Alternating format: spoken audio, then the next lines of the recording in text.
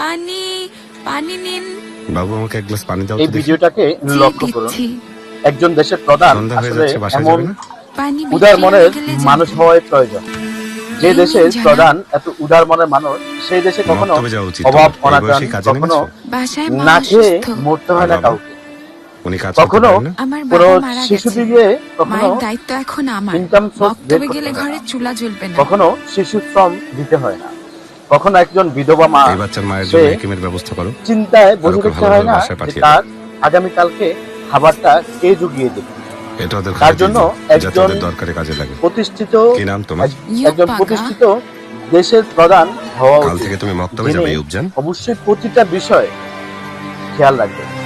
যেমন করে এই ভিডিওটা থেকে আমরা আসলে শিক্ষা নেওয়া উচিত।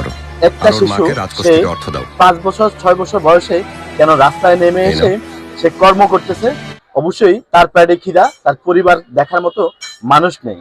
তাই আমি অবশ্যই বলবো প্রতিটি গভর্নমেন্টের এই ধরনের ভিডিও দেখে শিক্ষা নেওয়া উচিত যে এমন ধরনের গভর্নমেন্ট হওয়া উচিত আমাদের দেশের জন্য।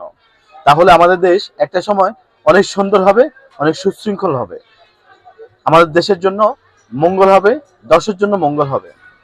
হাজারো শিশু শ্রম থেকে বেঁচে যাবে, তারা শিক্ষা অর্জন করবে।